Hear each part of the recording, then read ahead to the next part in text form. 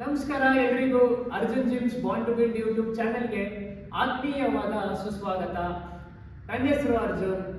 ನಾನು gym owner ಹಾಗೂ fitness coach.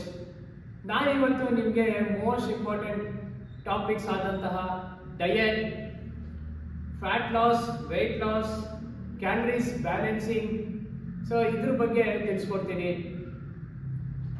Diet ಅಂತ ಬಂದಾಗ ಊಟ, ನಾವು ಕಾಯಿಲೆ ಬಡಿಸ್ಕೊಂಡು ಮೆಡಿಸಿನ್ಸ್ ತಗೊಳ್ಳೋ ಬದಲು ಊಟನೇ ಮೆಡಿಸಿನ್ಸ್ ಆಗಿ ಸೇವಿಸಿದರೆ ನಮಗೆ ಯಾವುದೇ ರೀತಿ ಕಾಯಿಲೆಗಳು ಬರಲ್ಲ. ಡಯಟ್ ಅಂತ ಬಂದರೆ ಫಸ್ಟ್ ಬರೋದೇ ನ್ಯೂಟ್ರಿಷನ್. ನ್ಯೂಟ್ರಿಷನಲ್ಲಿ ಮ್ಯಾಕ್ರೋ ನ್ಯೂಟ್ರಿಯೆಂಟ್ಸ್, ಮೈಕ್ರೋ ನ್ಯೂಟ್ರಿಯೆಂಟ್ಸ್ ಅಂತ ಬರುತ್ತೆ. ಮ್ಯಾಕ್ರೋ ನ್ಯೂಟ್ರಿಯೆಂಟ್ಸ್ ಅಂತ ಅಂದರೆ ನಮ್ಮ ಬಾಡಿಗೆ ಲಾರ್ಜ್ ಕ್ವಾಂಟಿಟಿಯಲ್ಲಿ ಬೇಕಾಗಿರುವಂಥದ್ದು. ಮೈಕ್ರೋ ನ್ಯೂಟ್ರಿಷನ್ ಅಂತ ಅಂದರೆ ನಮ್ಮ ಬಾಡಿಯಲ್ಲಿ ಸ್ಮಾಲ್ ಕ್ವಾಂಟಿಟಿಯಲ್ಲಿ ಬೇಕಾಗಿರುವಂಥದ್ದು. ಲಾರ್ಜ್ ಕ್ವಾಂಟಿಟಿ ಅಂತ ಅಂದರೆ ನಮಗೆ ಕಾರ್ಬೋಹೈಡ್ರೇಟ್ಸು ಮತ್ತು ಫ್ಯಾಟು, ಪ್ರೋಟೀನು, ಫೈಬರು, ವಾಟರು ಇದು ಬೇಕಾಗಿರುತ್ತೆ. ಸಣ್ಣ ಪ್ರಮಾಣದಲ್ಲಿ ಅಂತ ಅಂದರೆ ವಿಟಮಿನ್ಸು, ಮಿನರಲ್ಸ್. ಸೊ ನಾವು ಊಟಕ್ಕಂತ ಕೂತಾಗ ನಮ್ಮ ಪ್ಲೇಟಲ್ಲಿ ಎಲ್ಲ ಇರಬೇಕಾಗುತ್ತೆ. ನಮ್ಮ ತಾತ ಮುತ್ತಾತರು ಎಲ್ಲ ಒಂದು ಬಾಳೆ ಎಲೆ ಊಟ ಅಂತ ಮಾಡ್ತಿದ್ರು. ಸೊ ಅದರಲ್ಲಿ ಏನಂತ ಅಂದರೆ ಈಗ ಎನರ್ಜಿಗೋಸ್ಕರ ನಮಗೆ ಕಾರ್ಬ್ಸ್ ಬೇಕಾಗುತ್ತೆ. ರೈಸು, ಬ್ರೌನ್ ರೈಸ್ ಆಗಿರ್ಬೋದು, ವೈಟ್ ರೈಸ್ ಆಗಿರ್ಬೋದು, ಮಿಲೆಟ್ಸ್ ಆಗಿರ್ಬೋದು, ಇದೆಲ್ಲ ಎನರ್ಜಿ ಕೊಡುತ್ತೆ. ಸೊ ನಮ್ಮಲ್ಲಿ ಸೆಲ್ಸ್, ಟ್ರಿಲಿಯನ್ ಸೆಲ್ಸ್, 10,000ಕ್ಕೂ ಹೆಚ್ಚಾಗಿ ಸೆಲ್ಸ್ ಇರುತ್ತೆ. ಅದಕ್ಕೆಲ್ಲ ಎನರ್ಜಿ ಬೇಕಂತ ಅಂದರೆ ನಾವು ರೈಸು ತಿನ್ನಲೇಬೇಕಾಗುತ್ತೆ. ಅದಾದಮೇಲೆ ಬಹು ಮುಖ್ಯವಾಗಿರುವಂಥದ್ದು ಪ್ರೋಟೀನು. ಆ ಪ್ರೋಟೀನ್ ಬಂದು ನಮಗೆ ಕಾಳುಗಳಲ್ಲಿ ಹೆಸರು ಕಾಳು, ಸೋಯಾ ಕಾಳು, ರಾಜ್ಮಾ, ಹುಳ್ಳಿಕಾಳು, ಮತ್ತು ಚಿಕ್ಪೀಸು, ಕಾಬೂಲ್ ಕಡ್ಲೆ, ಈ ಥರ ಸುಮಾರು ಗ್ರೈನ್ಸ್ಗಳಲ್ಲಿ, ಎಲ್ಲ ಗ್ರೈನ್ಸಲ್ಲಿ ಆಲ್ಮೋಸ್ಟ್ ಪ್ರೋಟೀನ್ಸ್ಗಳು ಸಿಗುತ್ತೆ. ವೆಜಿಟೇರಿಯನ್ಸ್ ಅಂತ ಬಂದರೆ. ನಾನ್ ವೆಜ್ ಅಂತ ಅಂದರೆ ಚಿಕನ್ನು, ಮೊಟ್ಟೆ, ಫಿಶ್ಶು ಇದರಲ್ಲೆಲ್ಲ ಸಿಗ್ತಾ ಇರುತ್ತೆ.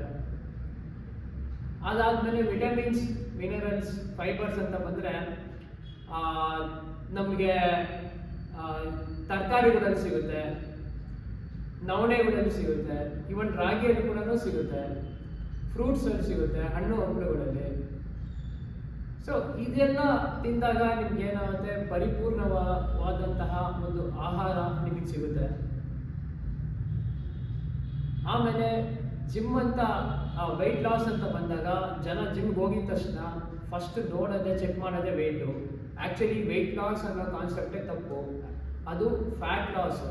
ಯಾಕೆ ಅಂತಂದರೆ ನೀವು ವೆಯ್ಟ್ ನೋಡಿದ ತಕ್ಷಣ ಇಷ್ಟು ವೆಯ್ಟ್ ಅಂತ ನಿಮಗೆ ತೋರಿಸುತ್ತಲ್ಲ, ಅದು ನಿಮ್ಮ ಎಂಟೈರ್ ಬಾಡಿ ವೆಯ್ಟ್ ಆಗಿರುತ್ತೆ. ಅದರಲ್ಲಿ ನಿಮಗೆ bone weight, water weight, muscle weight, organ weight ಮತ್ತು ಫ್ಯಾಟ್ ವೆಯ್ಟ್ ಇರುತ್ತೆ. ಅಂದರೆ ನಿಮಗೆ ಕಮ್ಮಿ ಆಗಬೇಕಾಗಿರುವಂಥದ್ದು ಫ್ಯಾಟು. ಆಮೇಲೆ ಫ್ಯಾಟ್ ನಿಮಗೆ ಎನಿಮಿ ಅಲ್ಲ, ಇಷ್ಟು ಪರ್ಸೆಂಟೇಜ್ ಅಂತ ಇರುತ್ತೆ. ಹುಡುಗರಿಗೆ 20 ಒಳಗಡೆ ಇರಬೇಕಾಗುತ್ತೆ, ಹುಡುಗಿರಿಗೆ 25 ಒಳಗಡೆ ಇರಬೇಕಾಗುತ್ತೆ ಪರ್ಸೆಂಟೇಜು. ಆಮೇಲೆ ಫ್ಯಾಟಲ್ಲಿ ನಿಮಗೆ ಒಮೆಗಾ 3 ಫ್ಯಾಟಿ ಆ್ಯಸಿಡ್ಸು ಮತ್ತು saturated fatty acids, polyunsaturated fatty acids ಬೇಕಾಗ್ತಿರುತ್ತೆ. ಒಮೆಗಾ 3 ಫ್ಯಾಟಿ ಆ್ಯಸಿಡ್ಸ್ ಅಂತ ಅಂದರೆ ನಿಮಗೆ ಡ್ರೈ ಫ್ರೂಟ್ಸಲ್ಲಿ ಸಿಗುತ್ತೆ. ಅದು ನಿಮಗೆ ಕಣ್ಣಿಗೆ ಮತ್ತು ಬ್ರೈನ್ ಹೆಲ್ತ್ಗೆಲ್ಲ ತುಂಬ ಒಳ್ಳೆಯದಾಗಿರುತ್ತೆ. ಫಿಶ್ಶು ಮತ್ತು ಚಿಯಾ ಸೀಡ್ಸು, ಪಂಕಿನ್ ಸೀಡ್ಸು ಇದೆಲ್ಲ ನಿಮಗೆ ಸಿಗ್ತಾ ಇರುತ್ತೆ. ಹಂಗಾಗಿ ನಿಮ್ಮ ಫ್ಯಾಟ್ ನಿಮಗೆ ಎನಿಮಿ ಅಲ್ಲ, ಇಷ್ಟು ಪರ್ಸೆಂಟೇಜ್ ಇರಬೇಕಾಗುತ್ತೆ. ಆ ಫ್ಯಾಟ್ ಲಾಸ್ ಮಾಡಬೇಕಂತಂದರೆ ನೀವು ಏನು ಮಾಡಬೇಕು, ಅದು ಫ್ಯಾಟ್ ಎಷ್ಟಿರುತ್ತೋ ಅಷ್ಟು ಕೂಡ ಅಷ್ಟು ವೆಯ್ಟ್ ಲಾಸ್ ಕೂಡ ಆಗುತ್ತೆ. ಬಟ್ ಅದಕ್ಕೆ ನೀವು ಕ್ಯಾಲರೀಸ್ ಕೋಟ್ ಮಾಡಬೇಕಾಗುತ್ತೆ. ಕ್ಯಾಲರೀಸ್ ಅಂತಂದರೆ unit of measuring our energy. ನಮ್ಮ ಎನರ್ಜಿನ ಮೆಜರ್ ಮಾಡೋದೇ ಕ್ಯಾಲರೀಸ್.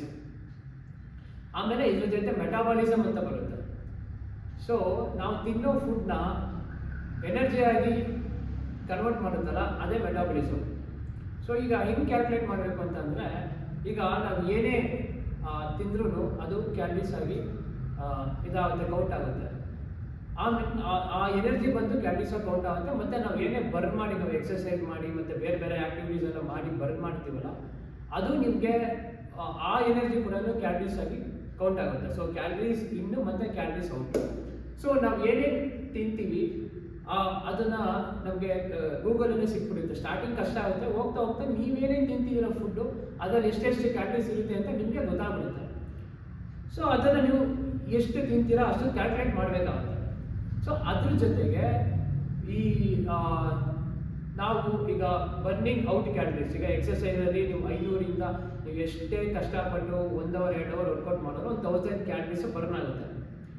ಅದ್ರ ಜೊತೆಗೆ BMR ಅಂತ ಹೇಳ್ತೀವಿ, ಬ್ಯಾಸಲ್ ಮೆಟಬಾಲಿಸಮ್ ರೇಟ್ ಅಂತ. ನಿಮ್ಮ ಬಾಡಿ ರೆಸ್ಟಿಂಗ್ ಸ್ಟೇಟಲ್ಲಿ, ಸೊ ನೀವೇನು ಕೆಲಸನೇ ಮಾಡಲ್ಲ, ಸುಮ್ಮನೆ ಕೂತಿರ್ತೀರಾ ಅಂತ ಅಂದಾಗ ನಿಮ್ಮ ಹಾರ್ಟು, ಲಿವರು ಮತ್ತು ಲಂಗ್ಸು, ಏರ್ ಬ್ರೀತಿಂಗು, ಸೊ ಇದಕ್ಕೆಲ್ಲ ನಿಮಗೆ ಕ್ಯಾಲರೀಸ್ ಬೇಕಾಗುತ್ತೆ. ಅವಾಗ ಇಷ್ಟು ಕ್ಯಾಲರೀಸ್ ಅಂತ ಬರ್ನ್ ಆಗುತ್ತೆ. ಮತ್ತು ನೀವು ಊಟ ತಿನ್ನೋದು ಡೈಜೆಸ್ಟ್ ಆದಾಗಲೂ ಕೂಡ ನಿಮಗೆ ಕ್ಯಾಲರೀಸ್ ಬರ್ನ್ ಆಗ್ತಿರುತ್ತೆ. ಸೊ ಅದ್ರ ಜೊತೆಗೆ ನೀವು ಊಟ ಎಷ್ಟು ತಿಂತಿದ್ದೀರಾ ಆ ಕ್ಯಾಲರೀಸ್ನ ಮೆಜರ್ ಮಾಡಿ, ಆಮೇಲೆ ನಿಮಗೆ BMR ಅಂತ ಹೇಳಿದೆ, ಮತ್ತು ಥರ್ಮಲ್ ಎಫೆಕ್ಟ್ ಆಫ್ ಎನರ್ಜಿ ಅಂತ ಅಂದರೆ ಈಗ ನಿಮ್ಮ ಬಾಡಿ ಡೈಜೆಸ್ಟ್ ಮಾಡೋಕ್ಕೆ ಎಷ್ಟು ಯೂಸ್ ಮಾಡ್ಕೊಳುತ್ತೆ ಆ ಕ್ಯಾಲರೀಸು, ಇದೆಲ್ಲ ಕೌಂಟ್ ಮಾಡಿದಾಗ ನಿಮಗೆ ಈಗ ಫಾರ್ ಎಕ್ಸಾಂಪಲ್ ನೀವು ತಿನ್ನೋದು 2000 ಕ್ಯಾಲರೀಸ್ ಅಂತ ಅಂದ್ಕೊಳ್ಳಿ, ನೀವು ಬರ್ನ್ ಮಾಡೋದು 1500 ಕ್ಯಾಲರೀಸ್ ಅಂತ ಅಂದರೆ ನೀವು ಕ್ಯಾಲರೀಸ್ ಸರ್ಪ್ಲಸ್ಗೆ ಹೋಗ್ತೀರಾ. ನೀವು ತಿನ್ನೋದು 2000 ಕ್ಯಾಲರೀಸ್ ಆಗಿ ಬರ್ನ್ ಮಾಡೋದು 2500 ಆಯಿತು ಅಂತಂದರೆ, ಸೊ ನೀವು ಏನಾದರೆ ಕ್ಯಾಲರೀಸ್ ಡೆಫಿಸಿಟಲ್ಲಿ ಇರ್ತೀರಾ, ಆವಾಗ ನಿಮಗೆ ಫ್ಯಾಟ್ ಲಾಸ್ ಆಗುತ್ತೆ. ನಿಮ್ಮ ಕ್ಯಾಲರೀಸ್ ಸರ್ಪ್ಲಸ್ ನೀವು ಬರ್ನ್ ಕಮ್ಮಿ ಮಾಡಿ ಕ್ಯಾಲರೀಸ್ ಜಾಸ್ತಿ ತಿಂದಾಗ ನಿಮ್ಗೆ ಏನಾಗುತ್ತೆ ಅಂದರೆ ವೆಯ್ಟ್ ಗೇನ್ ಆಗುತ್ತೆ. ಸೊ ವೆಯ್ಟ್ ಲಾಸು ವೆಯ್ಟ್ ಗೇನಲ್ಲಿ ಇಷ್ಟೇ ಕಾನ್ಸೆಪ್ಟು. ಇದು ನೀವು ಮಾಡ್ಕೊಂಡು ಹೋಗಿ ಈ ಆಚೆ ಕಡೆ ಆಲೂಗಡ್ಡ ಏನಿರುತ್ತೆ ಜಂಕ್ ಅಂತ ಹೇಳ್ತೀವಿ, ಅದನ್ನು ತಿನ್ನಬೇಡಿ. ಒಳ್ಳೆಯ ಆಹಾರ ತಿನ್ನಿ, ಮತ್ತು ಪ್ರೋಟೀನ್ ಮುಕ್ತ ಆಹಾರ ತಿನ್ನಿ. ಪ್ರೋಟೀನು ನಿಮಗೆ ಬಾಡಿಯಲ್ಲಿ ಲೈಕ್ 100ರಿಂದ 150 ಗ್ರಾಮ್ ಪ್ರೋಟೀನ್ಸು ನಿಮಗೆ ಬೇಕಾಗುತ್ತೆ. ನಿಮಗೆ ಪ್ರೋಟೀನ್ ಅಂತ ಅಂದರೆ ನಿಮಗೆ ಸೋಯಾ ಕಾಳುಗಳಲ್ಲಿ 100 ಗ್ರಾಮ್ಸ್ ಅಂತ ತೊಗೊಂಡ್ರೆ ನಿಮಗೆ 35 ಗ್ರಾಮ್ ನಿಮಗೆ ಪ್ರೋಟೀನ್ ಸಿಗುತ್ತೆ. ಮತ್ತು ರಾಜ್ಮಾ ಅಲ್ಲಿ 100 ಗ್ರಾಮ್ಸ್ ಅಂತ ತೊಗೊಂಡ್ರೆ ನಿಮಗೆ 25 ಗ್ರಾಮ್ ಪ್ರೋಟೀನ್ ಸಿಗುತ್ತೆ. ಹುಳ್ಳಿಕಾಳಲ್ಲಿ 100 ಗ್ರಾಮ್ಸ್ 20 ಗ್ರಾಮ್ ಪ್ರೋಟೀನ್ ಸಿಗುತ್ತೆ. ಸೊ ಈ ಥರ ಕ್ಯಾಲ್ಕುಲೇಟ್ ಮಾಡಿ. ಮೊಟ್ಟೆ, ನಾನ್ ವೆಜ್ಜು ಯಾವಾಗಲೂ ತಿನ್ನೋಕ್ಕಾಗಲ್ಲ, ಶನಿವಾರ ಭಾನುವಾರ ತಿನ್ಕೊಡಿ ಡೈಲಿ ನಿಮಗೆ. ಸೊ ಈ ಥರ ಕಾಳುಗಳು, ಮೊಟ್ಟೆಯಲ್ಲಿ ಪ್ರೋಟೀನ್ ಬ್ಯಾಲೆನ್ಸ್ ಮಾಡಿ. ಸೊ ಈ ಥರ ಪ್ರೋಟೀನ್ ಬ್ಯಾಲೆನ್ಸ್ ಮಾಡಿ ಮಿಕ್ಕಿದೆಲ್ಲ ಆಹಾರನು ಮಿತವಾಗಿ ತಿಂದಾಗ ಸೊ ನಿಮಗೆ ಫ್ಯಾಟ್ ಲಾಸ್ ಆಗುತ್ತೆ. ಸೊ ಡೈಲಿ ಎಕ್ಸಸೈಸ್ ಮಾಡಿದಾಗ ಏನಾಗುತ್ತೆ, ನಿಮಗೆ ವೇರ್ ಆ್ಯಂಡ್ ಟೇರ್ ಆಗುತ್ತೆ. ಅಂದರೆ ಈಗ ಒಂದು ಬ್ಯೂಟಿಫುಲ್ ಎಕ್ಸಾಂಪಲ್ ಕೊಡಬೇಕಂತ ಅಂದರೆ, ಈಗ ನೀವು ಈ ಮನೆ ಕಟ್ಟಕ್ಕಂತ ಹೋದಾಗ ಅದು ಪ್ಲ್ಯಾನಿಂಗ್ ಇರುತ್ತಲ್ಲ, ನೀವೇನು ಪ್ಲ್ಯಾನಿಂಗ್ ಮಾಡ್ತೀರಾ ಅದೇ ಎಕ್ಸಸೈಸ್ ಆಗಿರುತ್ತೆ. ಸೊ ಅದಕ್ಕೆ ನೀವು ಇಟ್ಟಿಗೆ, ಜಲ್ಲಿಕಲ್ಲು, ಗ್ರಾನೈಟು ಇದೆಲ್ಲ ತೊಗೊಳ್ತೀರಲ್ಲ, ಇದು ಬಿಲ್ಡಿಂಗ್ ಬ್ಲಾಕ್ಸ್ ಅಂತ ಅಂತೀವಿ. ಇದು ಪ್ರೋಟೀನ್ ಫುಡ್ ಆಗಿರುತ್ತೆ. ಸೊ ಅದಾದಮೇಲೆ ಮನೆ ಕಟ್ಟಿದ ಮೇಲೆ, ಆ ಮನೆ ಬಿಲ್ಟ್ ಆದಮೇಲೆ ಆ ಲುಕ್ಸು, ಆ ಕ್ವಾಲಿಟಿ ಎಲ್ಲ ನೋಡ್ತೀರಲ್ಲ, ಅದು ಸ್ಲೀಪ್ ಆಗಿರುತ್ತೆ. ಸೊ ನೀವು ಎಕ್ಸಸೈಸು, ಡಯೆಟ್ಟು ಮತ್ತು ಸ್ಲೀಪು 3 ನಿಮಗೆ ಸರಿ ಸಮಾನವಾಗಿ ಇರಬೇಕು. ಸೊ ಆವಾಗಲೇ ನೀವು ಅಂದ್ಕೊಂಡಿರುವಂಥ ಟಾರ್ಗೆಟ್ನ ರೀಚ್ ಮಾಡೋಕ್ಕಾಗುತ್ತೆ. ಫ್ಯಾಟ್ ಲಾಸ್ ಆಗಿ ಮಸಲ್ ಗೇನ್ ಮಾಡಿ ನೀವು ಆರೋಗ್ಯವಾಗಿ, ದೃಢವಾಗಿ, ಸೊ ಚೆನ್ನಾಗಿ ಒಳ್ಳೆ ಲುಕ್ಸ್ ಆಗಿರೋದಕ್ಕೂ ಈ 3 ಬೇಕಾಗುತ್ತೆ. Thank you.